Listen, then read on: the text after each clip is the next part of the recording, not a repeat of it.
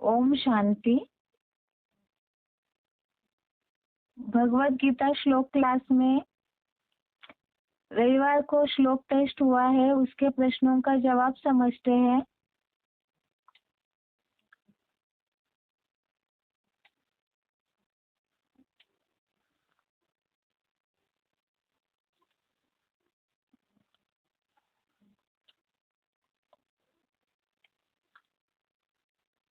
पहला प्रश्न है ग्रुप ए का।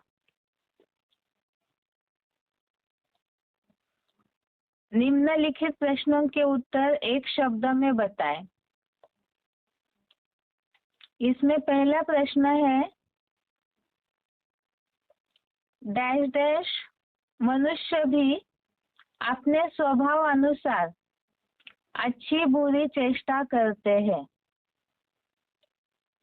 डैश डैश मनुष्य भी अपने स्वभाव अनुसार अच्छी बुरी चेष्टा करते हैं। इसका उत्तर है ज्ञानी। उत्तर के साथ प्रश्न भी पढ़ रहे हैं। ज्ञानी मनुष्य भी अपने स्वभाव अनुसार अच्छी बुरी चेष्टा करते हैं। श्लोक नंबर 33 श्लोक नंबर 33 से लिया हुआ प्रश्न है। दूसरा प्रश्न है आत्मा को किन दो अवगुणों के वश में नहीं आना चाहिए। आत्मा को किन दो अवगुणों के वश में नहीं आना चाहिए। इसका उत्तर है राग द्वेष। श्लोक नंबर 34 नंबर श्लोक से लिया हुआ प्रश्न है आत्मा को राग और द्वेष के वश में नहीं आना चाहिए। तीसरा प्रश्न है यह सृष्टि डैश डैश और डैश डैश का खेल या नाटक है। यह सृष्टि दो चीजों का नाटक है। उसका उत्तर है प्रकृति और पुरुष। बेसिक कोर्स से लिया हुआ प्रश्न है यह सृष्टि प्रकृति और पुरुष का खेल या नाटक है।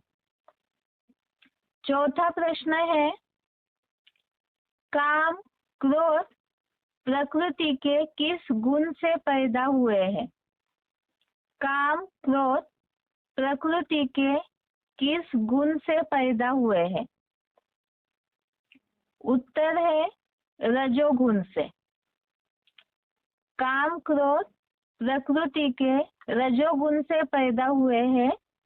37 नंबर श्लोक नंबर 37 से लिया हुआ प्रश्न है। पांचवा प्रश्न है आत्मा की सतोप्रधान अवस्था में कितनी कला होती है। आत्मा की सतोप्रधान अवस्था में कितनी कला होती है। उत्तर है 16 कला। सतोप्रधान अवस्था में आत्मा की 16 कला होती है। छठवां प्रश्न है आत्मा कलाहीन किस युग में होती है। आत्मा कलाहीन किस युग में होती है। उत्तर है कलयुग। आत्मा कलाहीन कलयुग में होती है। सातवां प्रश्न है सृष्टि चक्र से जुड़ा हुआ कौन सा चिन्ह भक्ति में प्रसिद्ध है। सृष्टि चक्र से जुड़ा हुआ कौन सा चिन्ह भक्ति में प्रसिद्ध है। उत्तर है स्वस्तिक। स्वस्तिक ये सृष्टि चक्र से जुड़ा हुआ चिन्ह भक्ति मार्ग में प्रसिद्ध है। अगला प्रश्न है 8वां सृष्टि एक रंगमंच है। यह बात किसने बोली है। सृष्टि एक रंगमंच है। यह बात किसने बोली है? उत्तर है विलियम शेक्सपियर। विलियम शेक्सपियर ने ये बात बोली है कि यह सृष्टि एक रंगमंच है और आप इसमें एक किरदार है। 9वां प्रश्न है, गीता अनुसार डकैतों का मुखिया किसे बोला है? गीता अनुसार डकैतों का मुखिया किसे बोला है? उत्तर है काम विकार। गीता के अनुसार काम विकार को डकैतों का मुखिया बोला है। ये प्रश्न है 37 नंबर 37 श्लोक से, जिसमें क्लैरिफिकेशन में ये बात आई है कि रजोगुण से पैदा यह डकैतों का मुखिया काम विकार। रजोगुण से पैदा यह डकैतों का मुखिया काम विकार। 10वां प्रश्न है, यादव कौन से वंश से जुड़े हुए हैं? यादव कौन से वंश से जुड़े हुए हैं? उत्तर है ऋष्णिवंशी। यादवों को ऋष्णिवंशी बोला है। 36 नंबर श्लोक 36 नंबर श्लोक के नीचे भावार्थ के नीचे जो वाक्य लिखा है ऋष्णिवंशी यादव, वाक्य इस प्रकार है, ऋष्णिवंशी यादवों के बुद्धि रूपी पेट के मूसल ही। तो इसमें यादवों का वंश आया है ऋष्णिवंशी। अगला ग्रुप बी का प्रश्न है, निम्नलिखित प्रश्नों के उत्तर 1-2 वाक्यों में बताएं। निम्नलिखित प्रश्नों के उत्तर 1-2 वाक्यों में बताएं। पहला प्रश्न है, श्लोक 37 श्लोक नंबर 37 अनुसार मनुष्य आत्मा का शत्रु कौन है और क्यों है? श्लोक नंबर 37 के अनुसार मनुष्य आत्मा का शत्रु कौन है और क्यों है? उत्तर, मनुष्य आत्मा का शत्रु काम और क्रोध ये दोनों विकार है। मनुष्य आत्मा के शत्रु काम और क्रोध ये दोनों विकार है।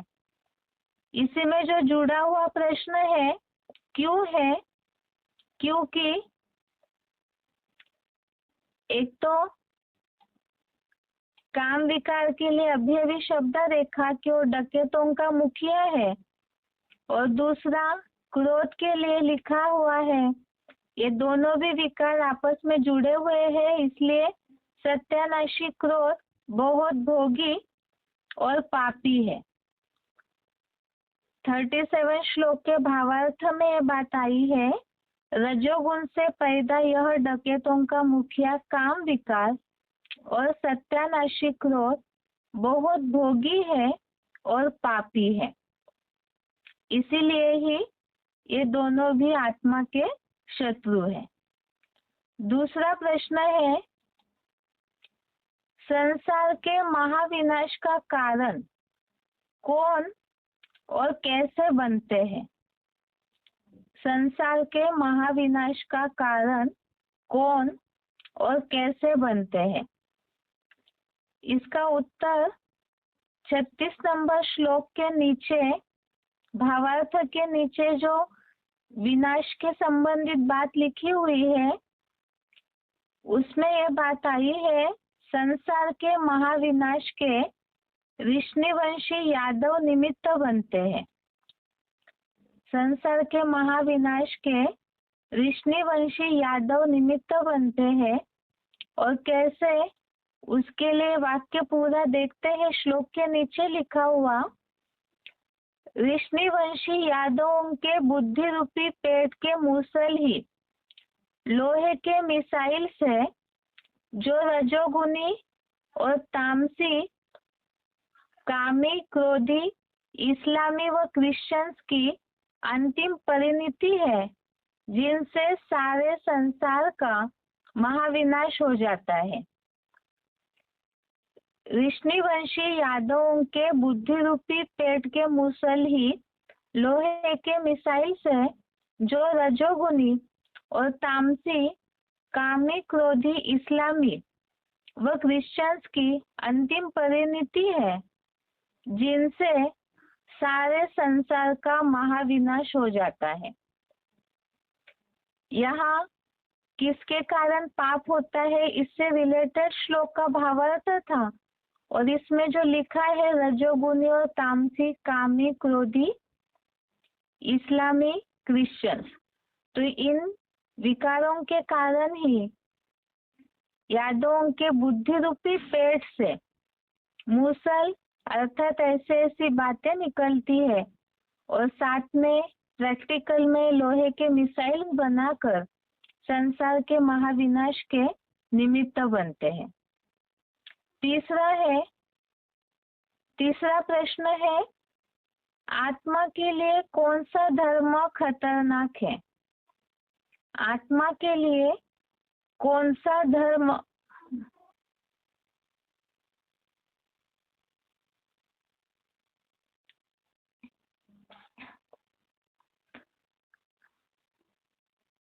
इसका उत्तर है देह अभिमानियों का धर्म खतरनाक है।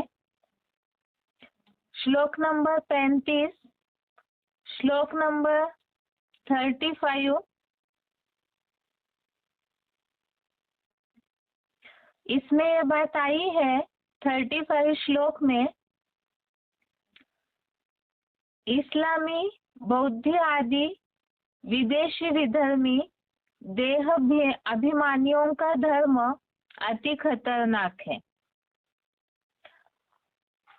यहाँ तो खास जो स्पष्ट शब्दों में भावार्थ है उसमें देह अभिमानियों का धर्म खतरनाक है। और जैसे श्लोक में बात आई है स्वधर्म जो है वो श्रेष्ठ है, इस हिसाब से देहभान का धर्म खतरनाक है। और क्लैरिफिकेशन में कौन से धर्म देहभान में आते हैं उसके लिए यह अलग अलग धर्मों के नामों का उल्लेख किया हुआ है। चौथा प्रश्न है, किसी भी पुरुषार्थी को कर्मों से क्यों नहीं रोकना चाहिए? किसी भी पुरुषार्थी को कर्मों से क्यों नहीं रोकना चाहिए? इसका उत्तर है ज्ञानी भी अपने स्वभाव अनुसार ही कर्म करते हैं। ज्ञानी भी अपने स्वभाव अनुसार ही कर्म करते हैं, इसीलिए ही इसमें रोकथाम नहीं कर सकते, इसीलिए बताया है किसी भी पुरुषार्थियों को उनके कर्मों से नहीं रोकना चाहिए। श्लोक नंबर 33, श्लोक नंबर 33 में ये बात आई है, ज्ञानी मनुष्य भी अपने स्वभाव अनुसार अच्छी बुरी चेष्टा करता है। प्राणी प्रकृति या स्वभाव की ओर ही जाते हैं, तो रोकथाम क्या करेगा? सारे उपक्रम व्यर्थ ही होंगे। पांचवा प्रश्न है, स्वस्तिक से सृष्टि चक्र कैसे सिद्ध होता है? स्वस्तिक से सृष्टि चक्र कैसे सिद्ध होता है? इसका उत्तर है जैसे सृष्टि चक्र में 4 युग होते हैं, उसी की यादगार में स्वस्तिक भी 4 भागों में बटा हुआ है। सृष्टि चक्र में 4 युग होते हैं, इसी तरह स्वस्तिक भी उसके यादगार में 4 भागों में बटा हुआ है। इस तरह से स्वस्तिक से सृष्टि चक्र सिद्ध होता है। अगला प्रश्न है 6वां।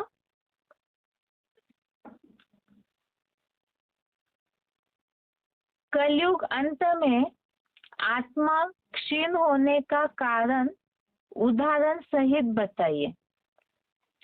कलयुग अंत में आत्मा क्षीण होने का कारण उदाहरण सहित बताएं।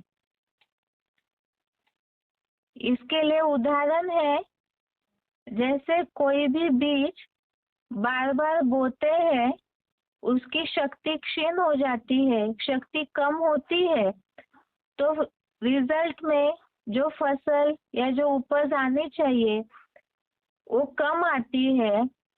इसी तरह से आत्मा भी जन्म मरण के चक्र में आने के कारण आत्मा कमजोर हो जाती है, शक्ति क्षीण हो जाती है, अर्थात ही आत्मा तमो प्रधान कलाहीन बनती है। कलयुग में आत्मा क्षीण होने का कारण उदाहरण सहित बताएं। इसका उत्तर, जैसे बीज बार बार बोने से उसकी शक्ति क्षीण होती है, कम होती है, उसके रिजल्ट में उपज या फल निकलना कम हो जाता है। इसी तरह से आत्मा जन्म मरण के चक्र में आने के कारण कमजोर होती है, तमो प्रधान कलाहीन होती है। 7वां प्रश्न है, आत्मा के लिए कौन से धर्म का पालन करना श्रेष्ठ है, क्यों? आत्मा के लिए कौन से धर्म का पालन करना श्रेष्ठ है, क्यों? उत्तर है, आत्मा के लिए स्वधर्म का अर्थात निराकार चेतन आत्मा का धर्म श्रेष्ठ है, क्योंकि प्रकृति जड़त्वमयी है। श्लोक नंबर 35 श्लोक नंबर 35 से लिया हुआ प्रश्न है। इसके भावार्थ में बात आई है, स्वधर्म का पालन करने से गुण विहीन निराकार चेतन आत्मा का धर्म प्रकृति के धर्म से श्रेष्ठ है। यहाँ जो भावार्थ में बात आई है क्लैरिफिकेशन में, कि आत्मा सत रजादि गुण विहीन है, अर्थात प्रकृति जैसे इन 3 गुणों से भरी हुई है, सत रज तम, तो आत्मा इन गुणों से परे है, इसलिए स्वधर्म का पालन करना श्रेष्ठ है। और प्रकृति का धर्म जो है जड़त्वमयी है।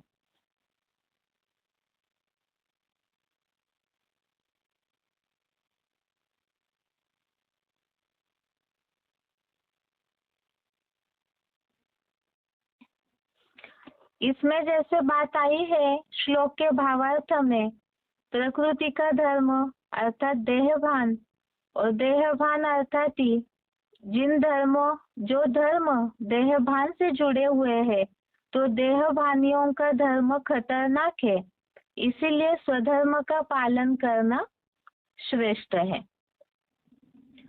अगला प्रश्न है 8वां, आत्मा की कला परिभाषा बताएं। आत्मा की कला किसे कहा जाता है, इसकी परिभाषा व्याख्या बताएं। उत्तर है, आत्मा की कला अर्थात ही ये आत्मा की आत्मिक स्थिति की अवस्था है एक, अर्थात ही आत्मा की शक्ति का नाप है, आत्मा की ज्ञान की रोशनी का ये नाप है, इसके लिए ही बोला हुआ है आत्मा की कला। 9वां प्रश्न है, सृष्टि की आयु गीता में स्पष्ट क्यों नहीं है? सृष्टि की आयु गीता में स्पष्ट क्यों नहीं है? इसका उत्तर है, जैसे के समझे कवि के समझे रवि, इस भाव से भगवान ने गीता बोली और जिन्होंने किताब के रूप में गीता लिखी और दोनों भी सामने नहीं है। दूसरी बात, उसके बाद मनुष्यों ने गीता की जो टीकाएं बनाई उनमें विरोधाभास है, मिक्सचरिटी होते गई। इसीलिए ही गीता में आयु, सृष्टि की आयु स्पष्ट नहीं है। 10वां प्रश्न है, मनुष्यों के जन्मों की कहानी में भगवान कौन सा भ्रम मिटाते हैं? मनुष्यों के जन्म की कहानी में भगवान कौन सा भ्रम मिटाते हैं? इसका उत्तर है मनुष्य जन्म। ये जो गलतफहमी फैली हुई थी कि मनुष्य आत्मा 84 लाख योनियों में से भ्रमण करके फिर मनुष्य जन्म लेती है। मनुष्य आत्मा या आत्मा 84 लाख योनियों में से, अर्थात जानवर, पशु, पंछी, इन सारे योनियों में से फिर एक ही जन्म मनुष्य का मिलता है। इस भ्रम को भगवान मिटाते हैं कि मनुष्य 84 लाख योनियों में से नहीं बल्कि केवल 84 जन्मों का ही चक्र पूरा करती है और मनुष्य, जानवर, पशु, पंछी योनियों में नहीं जाते हैं, मनुष्य रूप में ही जन्म लेते हैं। अगला 11वां प्रश्न है, मनुष्य को पाप करने में कौन प्रेरित करता है? मनुष्य को पाप करने में कौन प्रेरित करता है? इसमें 36वें श्लोक में जो बात आई है, पाप करने में पहला पाप का बाप है देहभान। इसमें हमने तो जो सिलेक्टेड पॉइंट समझा था इस श्लोक से रिलेटेड, देहभान का, पापों का बाप है देहभान, और देहभान से फिर काम और क्रोध, ये दोनों विकार आते हैं और वो भोगी और पापी है। तो मनुष्य को पाप करने में पहली स्टेप देहभान और उससे निर्माण हुए काम और क्रोध भोगी और पापी है।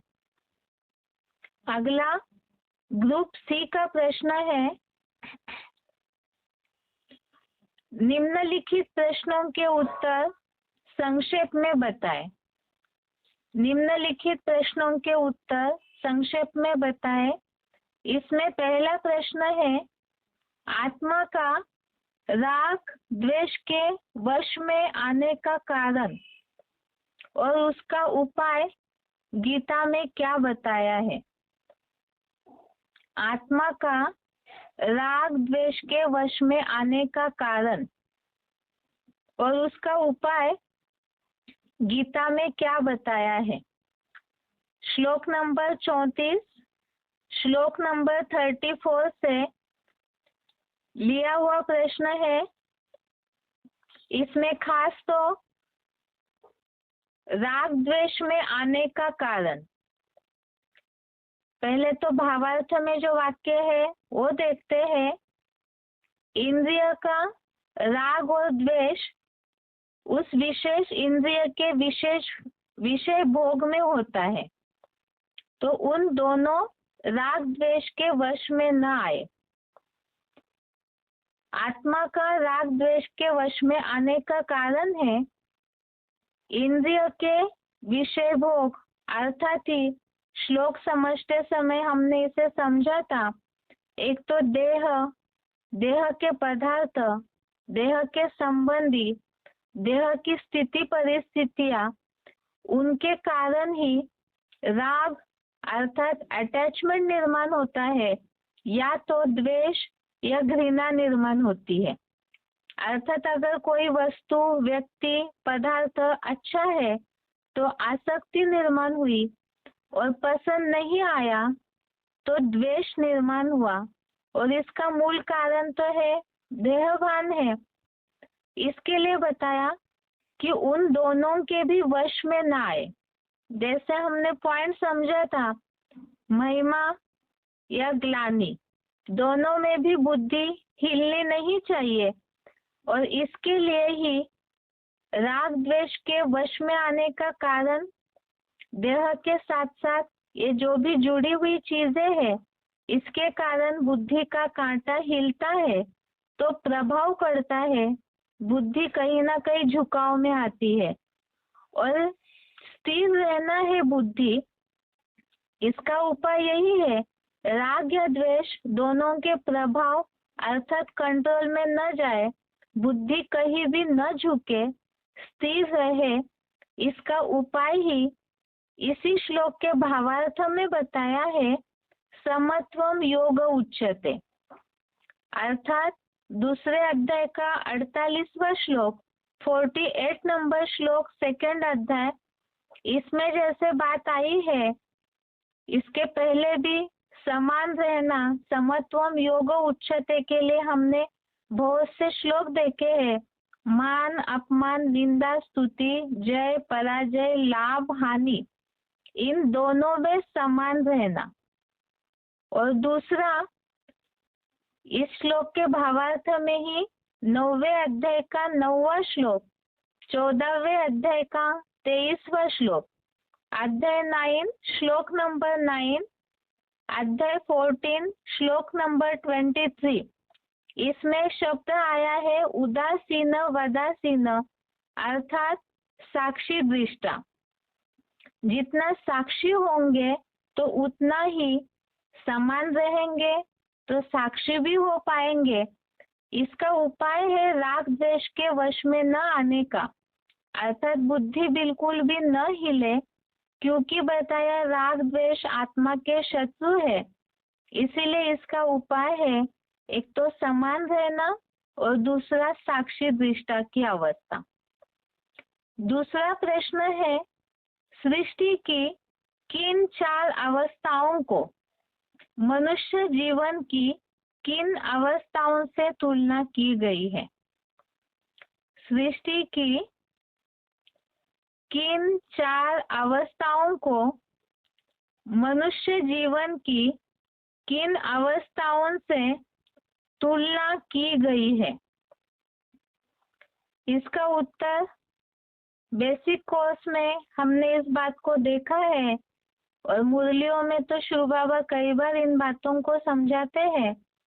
जैसे मनुष्य जीवन में पहले बाल्य अवस्था, फिर किशोर अवस्था, जवानी और बूढ़ापा होता है।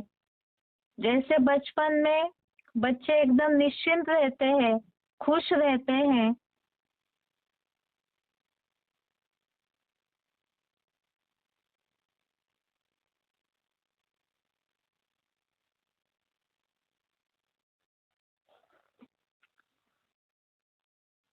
तो जैसे मनुष्य जीवन की 4 अवस्थाएं होती है, इसी तरह से ही इसकी तुलना ही सृष्टि की 4 अवस्थाओं से की है। सतो प्रधान सतयुग, जहाँ सुख शांति होती है। सतो सामान्य अवस्था त्रेता युग, इसमें थोड़ी सी परसेंटेज कम होती है सुख की, अर्थात यहाँ आत्मा की कलाएं कम हो जाती है। रजो प्रधान द्वापर युग, जहाँ से मनुष्य थोड़ा सा देहभान बढ़ने के कारण अवस्था कम हो जाती है, आत्मा की कलाएं कम हो जाती है। और तमो प्रधान अवस्था अर्थात कलयुग, जहाँ कलह क्लेश अर्थात दुख बढ़ता है।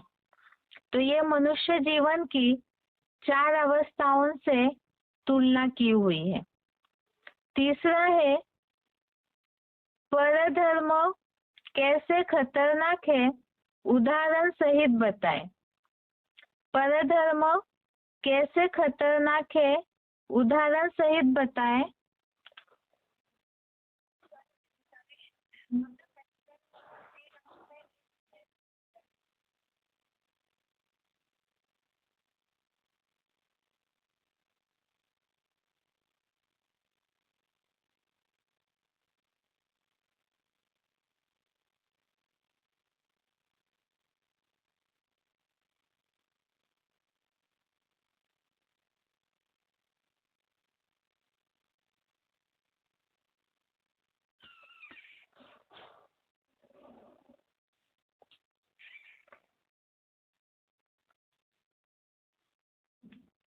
अभी का प्रश्न जैसे था कि सृष्टि की 4 अवस्थाओं की तुलना मनुष्य जीवन की अवस्थाओं से की गई है। जैसे इसमें बताया, बचपन में बच्चे खुश रहते हैं तो सतोप्रधान अवस्था है। उसके बाद थोड़ा किशोर अवस्था आती है, स्कूल में जाने लगते हैं बच्चे तो पढ़ाई लिखाई का टेंशन, कहीं ना कहीं थोड़ा सा उनके खुशी में थोड़ी सी कमती आ जाती है। फिर जवानी, अर्थात वहाँ उम्र बढ़ने के साथ कहीं ना कहीं जिम्मेवारियों के कारण टेंशन, थोड़ी चंचलता आती है। और बुढ़ापे में तो जर्जरीभूत अवस्था होती है।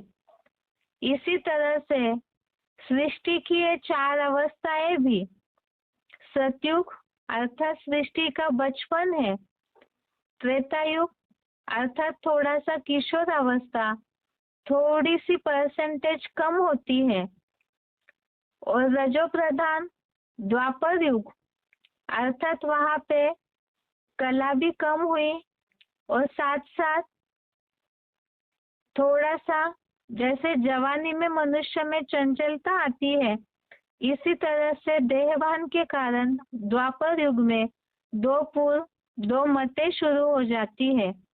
और कलयुग तमोप्रधान अवस्था, जैसे बुढ़ापे में जर्जरीभूत हो जाते हैं, तो इसी तरह से सृष्टि भी कलयुग की कलह क्लेश वाली जर्जरीभूत हो जाती है, तमोप्रधान हो जाती है।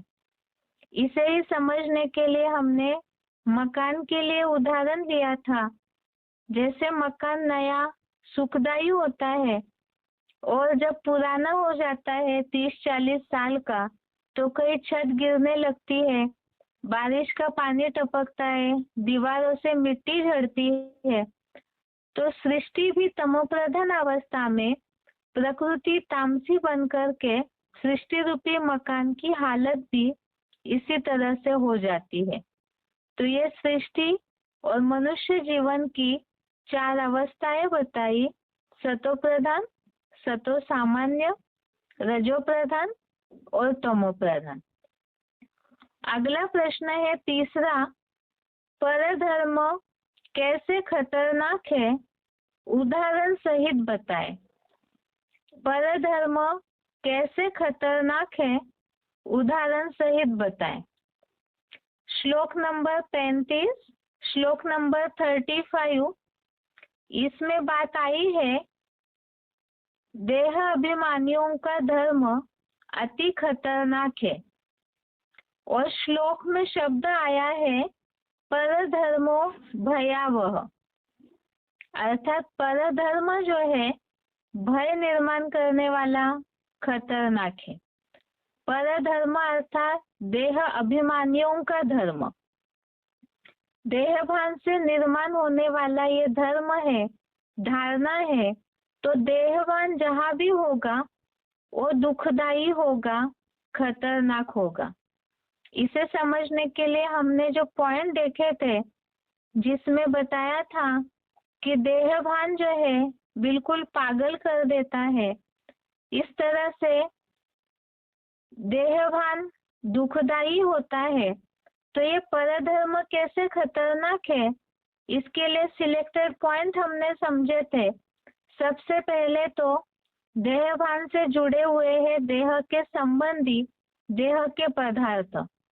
अपनी देह भी आत्मा की तुलना में अपनी देह प्रकृति जो गुणों से भरी हुई है सतरष्टम, तो वो भी दुखदाई है। दूसरा, देह के संबंधी देह के पदार्थ ये भी पर है, अर्थात इनसे भी दुखी निर्माण होता है। और तीसरा, जैसे शिव बाबा ने उदाहरण दिया था, इस प्रकृति को चलाने के लिए नौकरी धंधा करते हैं, अर्थात किसी न किसी के अधीन रहना पड़ता है, तो वो भी परधर्म, अधीनता, किसी के कंट्रोल में रहना, ये पराधीनता, ये दुखदाई है।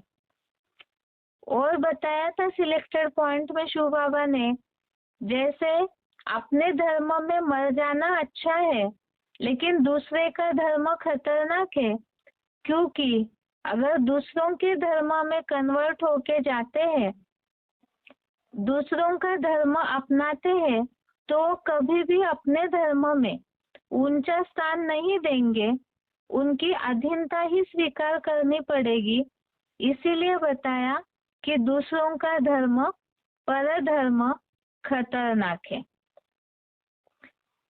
अगला प्रश्न है,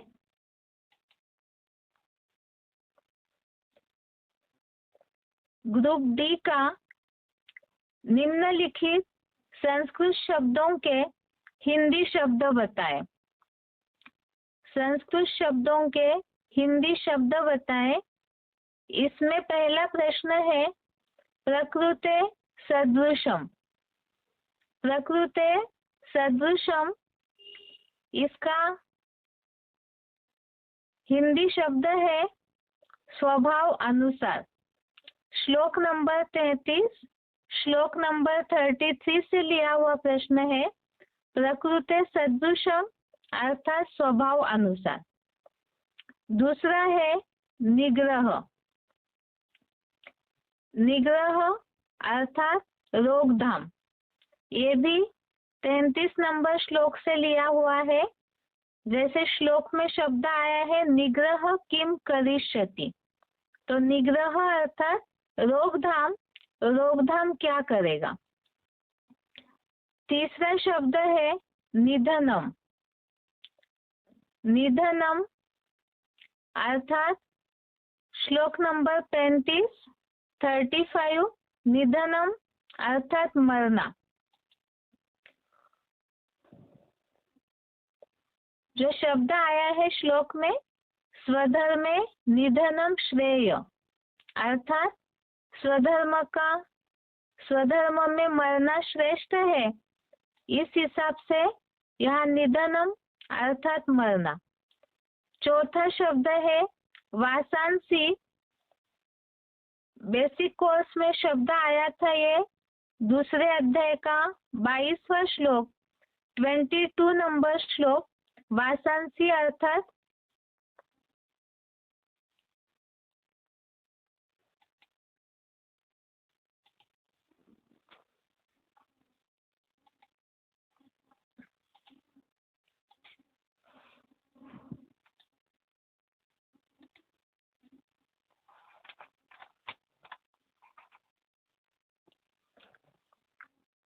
जो शब्द आया था श्लोक में वासांसी जीर्णानी अर्थात पुराने वस्त्र, तो यहाँ शब्द लिया हुआ है वासांसी अर्थात वस्त्र।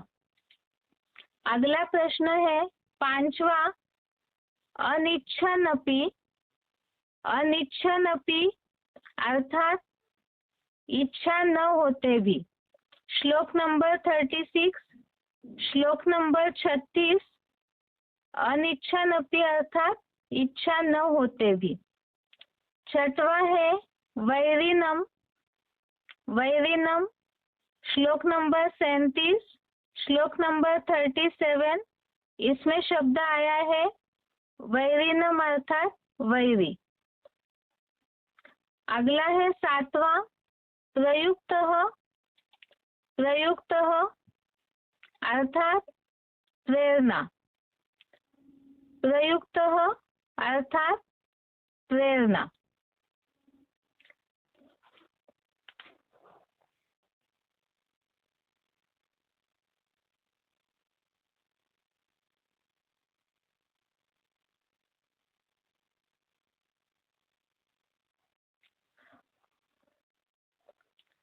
क्वेश्चन अगला ग्रुप ई का प्रश्न है निम्नलिखित प्रसंगों के लिए श्लोक बताएं।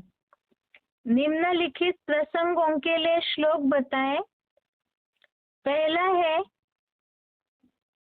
बाप की बात मानते ही नहीं, राजधानी तैयार हो रही है, राजधानी में सब प्रकार के चाहिए। बाप की बात मानते ही नहीं, राजधानी तैयार हो रही है, राजधानी में सब प्रकार के चाहिए। इसका उत्तर है जो बताया, ज्ञानी मनुष्य भी अपने स्वभाव अनुसार ही चेष्टा करते हैं। श्लोक नंबर 33, श्लोक नंबर 33, बाप की बात मानते नहीं, अर्थात ज्ञानी मनुष्य भी अपने स्वभाव अनुसार ही कर्म करते हैं। श्लोक है 33 नंबर का, सदृशम चेष्टते स्वस्या प्रकृतिर्ज्ञानवानपि प्रकृतिम यान्ति भूतानि निग्रह किम करिष्यति। अर्थात गीता का एडवांस ज्ञानी मनुष्य भी पूर्व जन्मानुसार की गई पुरुषोत्तम संगमी शूटिंग के निश्चित स्वभाव अनुसार अच्छी बुरी चेष्टा करता है। प्राणी अपनी ही प्रकृति या स्वभाव की ओर जाते हैं, इसमें प्रयत्नतः तू क्या रोकथाम करेगा, सारे उपक्रम व्यर्थ ही होंगे।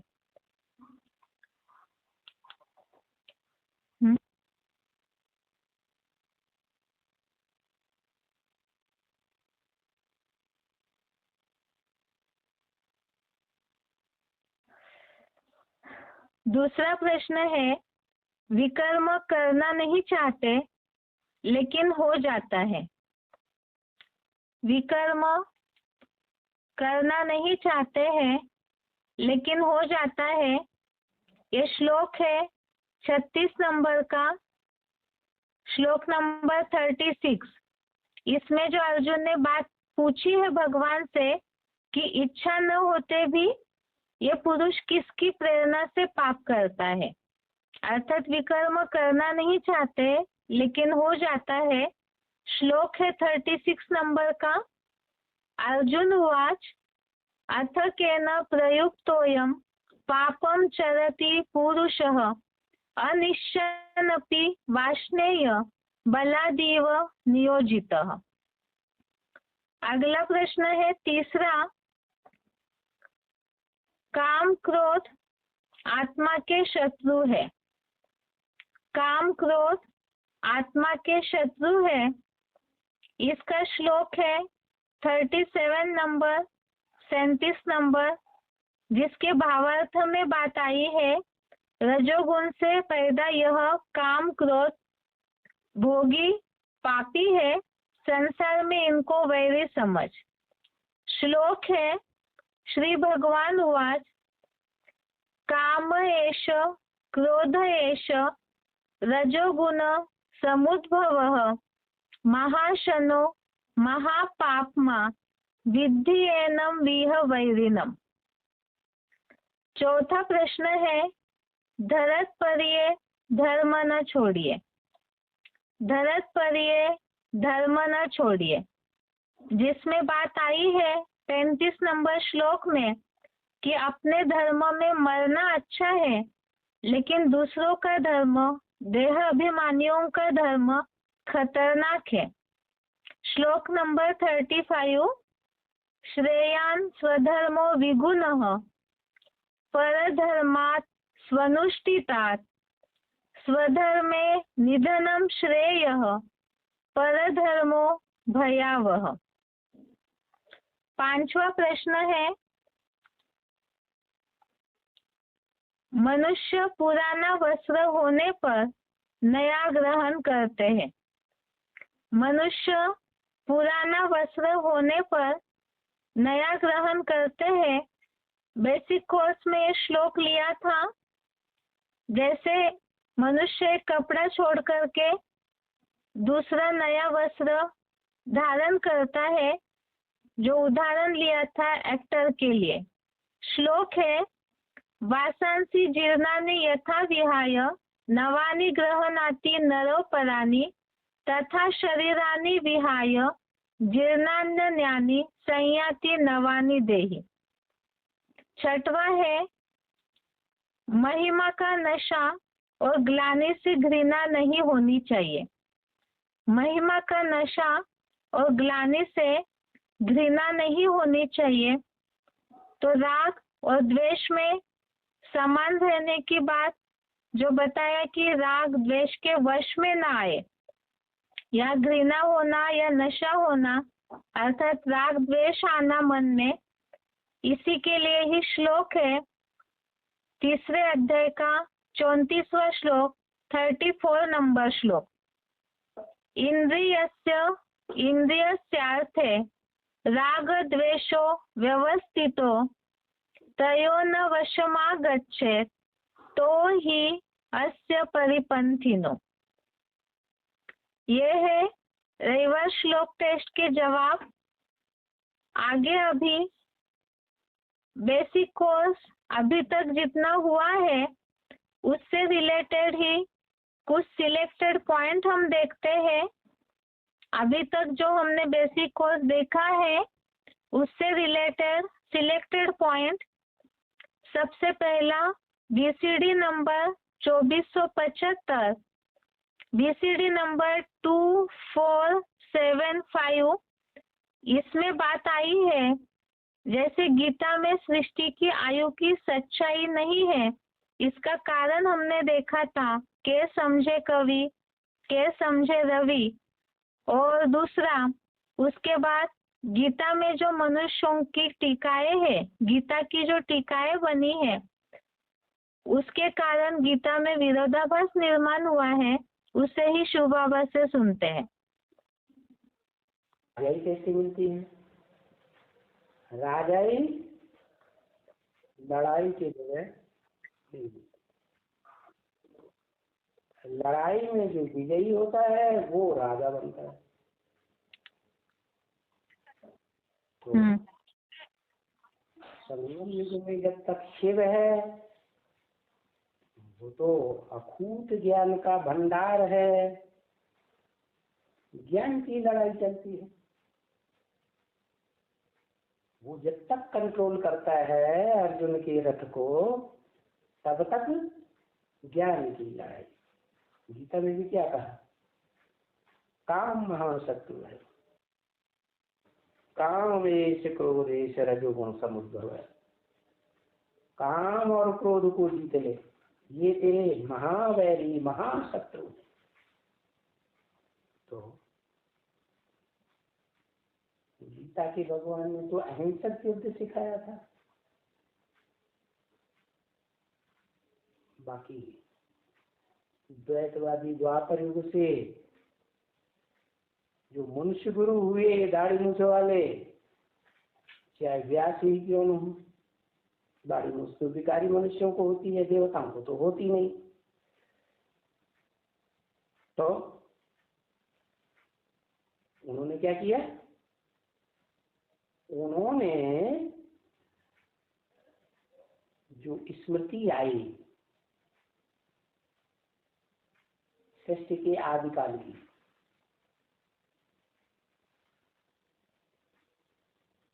तो ये तो स्मृति भूल गई कि ये सृष्टि के आदिकाल की बात है। कुछ कुछ रही होगी, लेकिन विकारी बुद्धि होने के कारण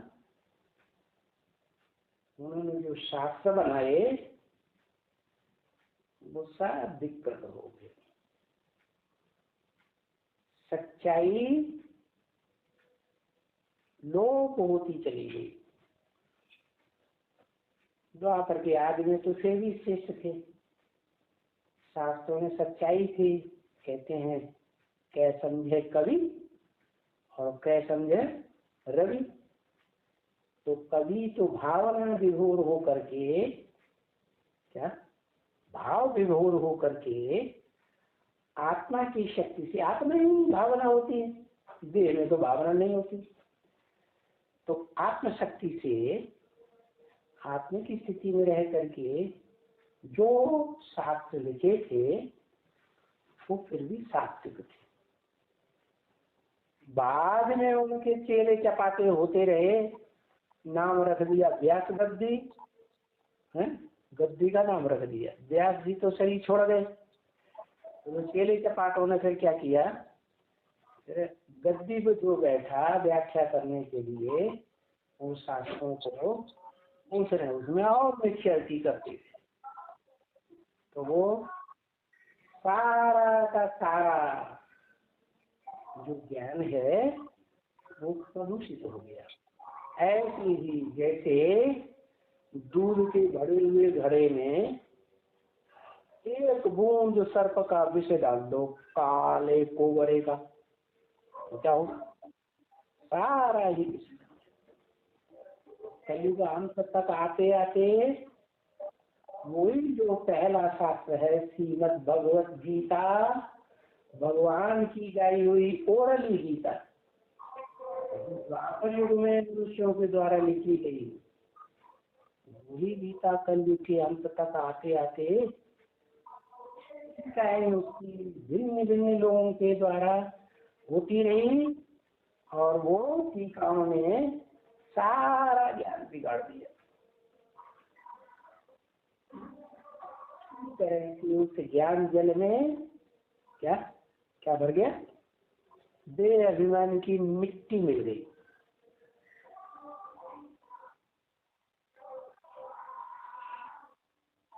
अभी के पॉइंट में जैसे बात आई है, गीता में तो भगवान ने अहिंसक युद्ध बताया है, लेकिन मनुष्यों के टीकाओं ने उसे हिंसक युद्ध बना दिया। इसी तरह से सृष्टि की आयु के बारे में भी टीकाओं के कारण जो स्पष्टता थी गीता में, वो भी क्लियर नहीं हुई है।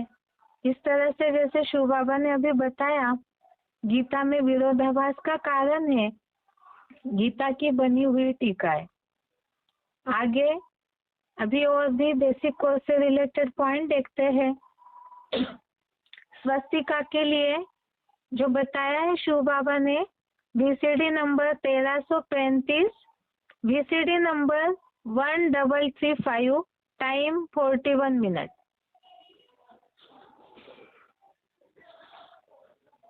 साथ साथ तुमको मनुष्य से देवता बनना है ना, दैवी गुण धारण करो, आसुरी गुणों को भगाते जाओ। क्रोध करना, लोभ करना, बहुत मोह करना, कोई के साथ मेरा मेरा मेरा मेरा मेरा मेरा मेरा, ये सब आसुरी अवगुण है। इन आसुरी अवगुणों को त्यागते जाओ और दैवी गुणों को धारण करते जाओ। ऐसा तुम करेंगे तो बाप जरूर तुमको विश्व की बात कही देंगे। और ये बड़ा सहज भी है। सृष्टि के आदि मध्य अंत को जानो तो बहुत सहज है। जानना ही ज्ञान है। सृष्टि के आदि मध्य अंत को नहीं जानेंगे, इस सृष्टि के रचयिता और रचना को नहीं जानेंगे, तो ऊंच पद कैसे मिलेगा। इसलिए बाप कहते हैं तुम अपने 84 के चक्कर को याद करो। आत्मा कितने चक्कर खाती है, 84 का चक्कर खाती है।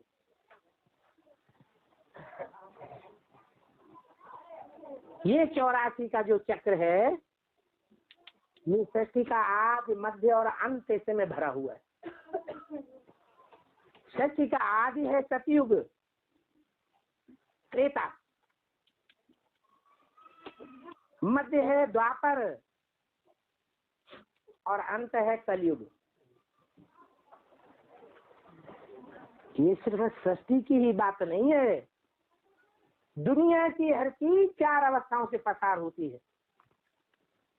मकान हो, दुकान हो, कारखाना हो, मनुष्य हो, कितनी अवस्थाओं से गुजरता है। मनुष्य बचपन में बच्चा है, शिशु है, माँ की गोद में खेलता है, कोई चिंता नहीं, कितना बढ़िया जीवन। फिर थोड़ा बड़ा होता है, किशोरावस्था आती है, इधर संगी साथियों के साथ खेलने जाता है, स्कूल में जाता है, कुछ न कुछ लड़ाई झगड़ा होता है, रोना करता अटकना शुरू होता है। फिर जवान होता है, जवानी में उतना सुख महसूस नहीं करता, शांति महसूस नहीं करता। जितनी बचपन को सुख और शांति में जानता है, फिर बुढ़ापा आता है, ना अपन को अच्छा लगता है और न संगी साथी जो दूसरे होते हैं जिनके साथ रहता है उनको भी बुढ़ापा नहीं अच्छा लगता है। तो तमो प्रधान कहें तो दुनिया की हर चीज जैसे सतो प्रधान, सतो सामान्य, रजो और तमो 4 अवस्थाओं से गुजरती है, ऐसे ये सृष्टि भी कितनी अवस्थाओं से गुजरती है? 4 अवस्थाओं से गुजरती है। तो बात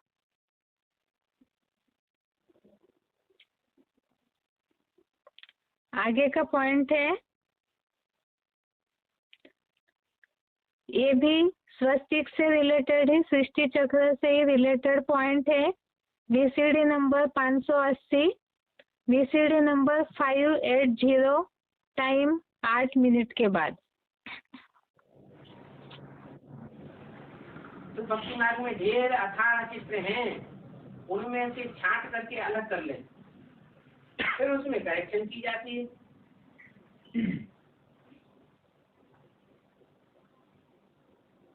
जैसे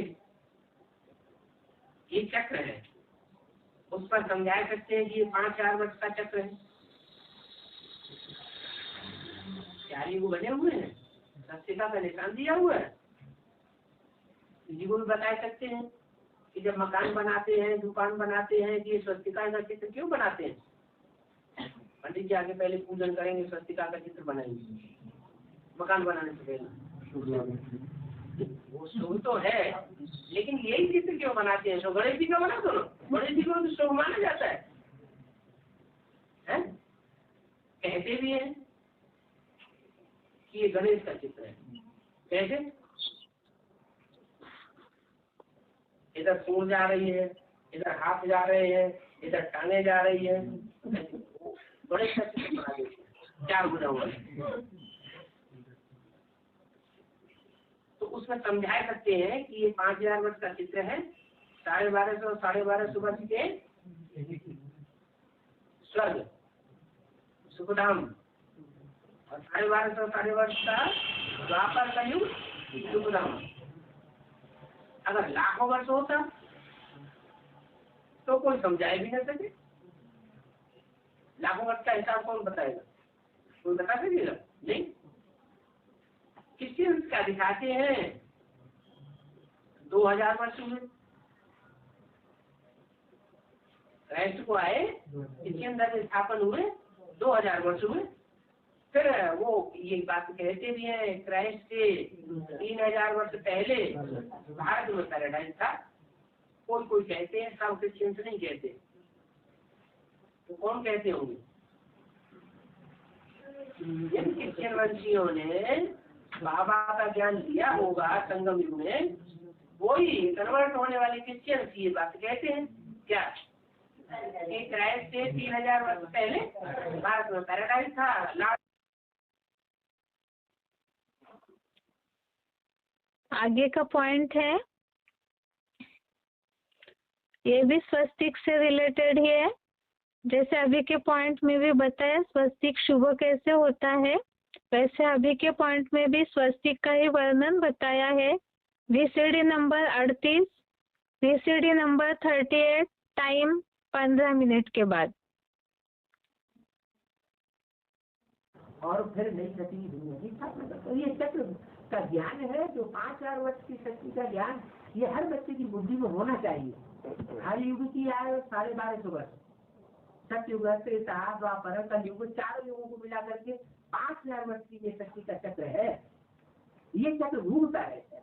इसी यादगार में हमारे यहाँ एक चिन्ह बनाया जाता है, उसे कहते हैं स्वास्तिक।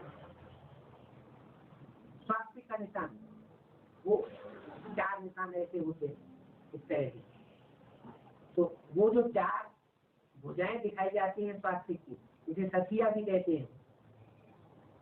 कोई दुकान बनाएंगे, मकान बनाएंगे या कोई भी पूजन करेंगे, घड़े के ऊपर अथवा पटली के ऊपर वो स्वास्तिक का निशान बनाया जाता है। तो स्वास्तिक का निशान बनाने का मतलब ये है कि परमात्मा जब इस धरती पर आता है तो हमारी बुद्धि रूपी धरणी में ये 4 युगों का ज्ञान बैठा देता है।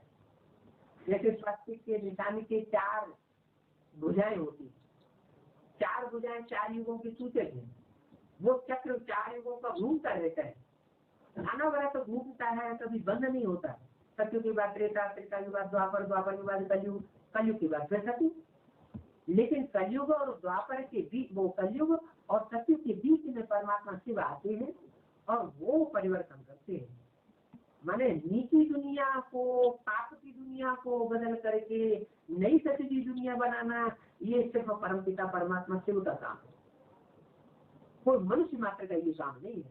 उस परमात्मा को जब तक पहचाना नहीं है तब तक वो ज्ञान भी नहीं मिल सकता, क्योंकि परमात्मा के द्वारा ही ज्ञान मिल सकता है, मनुष्यों के द्वारा ज्ञान नहीं मिल सकता। परमात्मा स्वयं आकर के एक एक आत्मा को जगाता है। तो वो ईश्वरीय ज्ञान, वो परमात्मा ज्ञान जो दिया जाता है उसे सृष्टि चक्र का ज्ञान कहा जाता है। सृष्टि के आदि मध्य अंत का ज्ञान ये हर एक व्यक्ति की बुद्धि में जब तक नहीं बैठता है तब तक उसकी सदगति नहीं हो सकती। आगे का पॉइंट है, जैसे इस पॉइंट में बताया सृष्टि चक्र के आदि मध्य अंत का राज समझना जरूरी है, तब तक सदगति नहीं हो सकती है। और स्वस्ति के बारे में भी बताया, 4 भागों के बारे में। आगे के पॉइंट में मनुष्य पार्टधारी है, तो वो अपने पार्ट को जानना जरूरी है। VCD नंबर 407, VCD नंबर 407 इसमें बताया है बेवकूफ एक्टर के बारे में।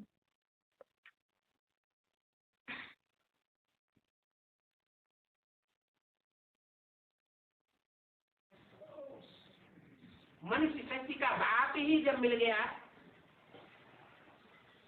तो जैसे सारी शक्ति का अधिकार मिल गया।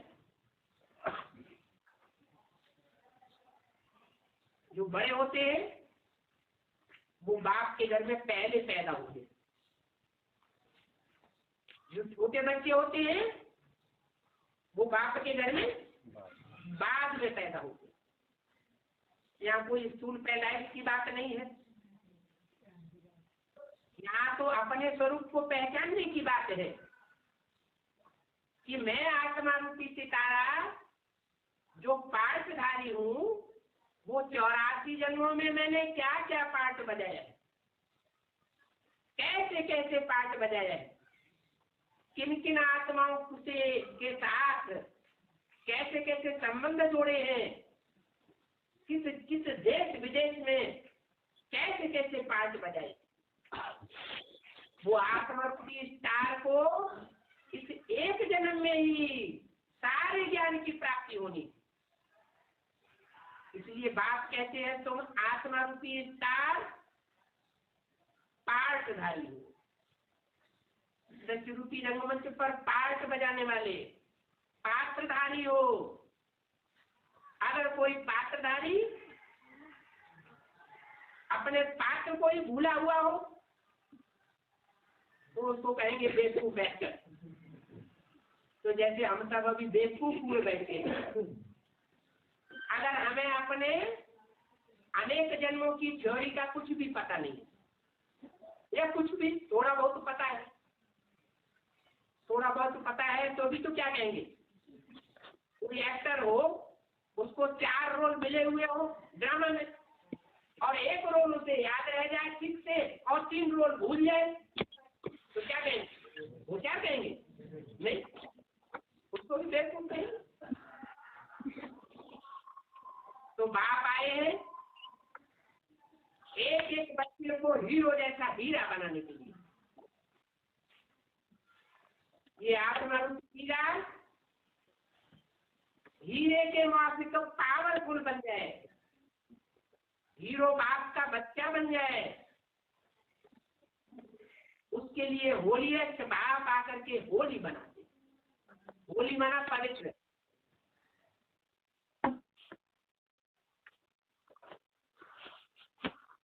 आगे का पॉइंट है वार्तालाप 425, डिस्कशन नंबर 425, टाइम 35 मिनट्स। इसमें आत्मा की कलाओं के बारे में बताया है, जो बेसिक कोर्स में हमने देखा था आत्मा की कलाएं।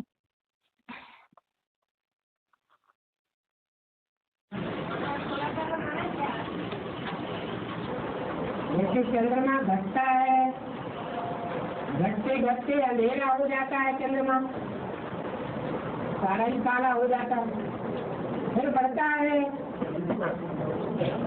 तो पूरा हो जाता है। तो थोड़ी थोड़ी रोशनी बढ़ती है ना,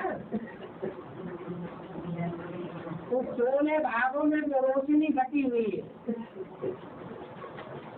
उसको 16 कला संपूर्ण कहा जाता है। चंद्रमा घटता है तो घटते घटते पूरा काला हो जाता है।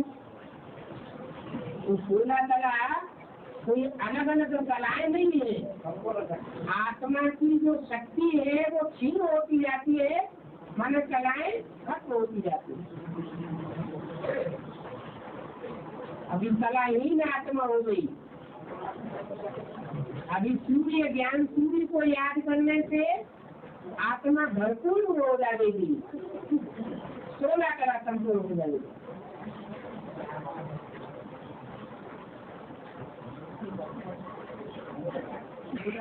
मीजरमेंट है, जैसे पहले शेर होता था, एक शेर में इतनी छटान, 16 छटान, 16 तो अभी बना बाद में।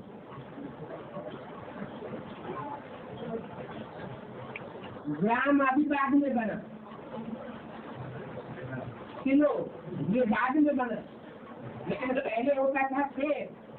तो 16 शेर माना 16 छटाक माने 1 किलो 1 शेर। तो ताकत बढ़ गई, वजन बढ़ गया। ऐसे ही 16 कला माने आत्मा परिपूर्ण हो गई, रोशनी से भर गई, क्लैरिटी से भरपूर हो गई, बैटरी फुल हो गई आत्मा।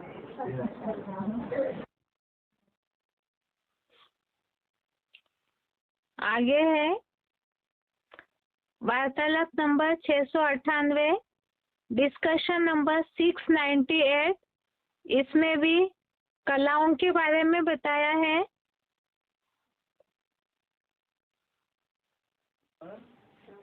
कला माना क्या है? चंद्रमा में कितनी कलाएं होती हैं? 16। वो 16 कलाएं चंद्रमा की रोशनी का नाम है या अलग अलग कोई कलाएं? चंद्रमा की रोशनी घटती बढ़ती है तो कहते हैं चंद कलाएं घटी, कलाएं बढ़ी। इसके अलावा कोई कला और दूसरी चीज है क्या? बाबा 16 कला संपन्न बनना, 16 कला संपन्न बनना है मैंने आत्मा की संपूर्ण पावर भर जाए, उसको कहते हैं 16 कला संपन्न। आत्मा जो निर्बल हो गई है, बलहीन हो गई है, वो याद के बल से भरपूर हो जाए। ये आत्मा पात्र है, पात्रधारी। कोई रंगमंच पर छोटा पार्ट बजाने वाला और कोई ऑलराउंड पार्ट बजाने वाला। जो ऑलराउंड पार्ट बजाने वाला पात्र है उसमें याद का ज्यादा बल भर जाता है, और जो कलयुग के अंत में आत्मा उतरती है छोटा पार्ट, उसमें याद का थोड़ा बल भरा जाता है। आत्मा रूपी बैटरी है, कोई छोटी बैटरी कोई बड़ी बैटरी, पात्रधारी है। तो चंद्रमा जब रोशनी से भरपूर हो जाता है तो कहते हैं 16 कला संपूर्ण पूर्णमासी।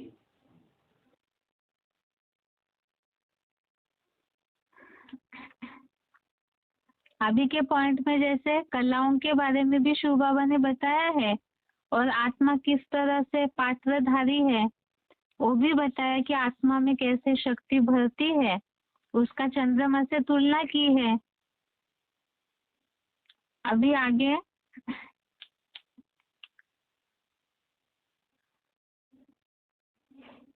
आज के लिए श्लोक क्लास यहाँ तक ही। ये जो भी सिलेक्टेड पॉइंट हमने देखे हैं इसे जरूर बुद्धि में रखें ताकि औरों को बेसिक कोर्स समझाने में सुविधा होगी। आज के लिए श्लोक क्लास यहाँ तक ही। ओम शांति।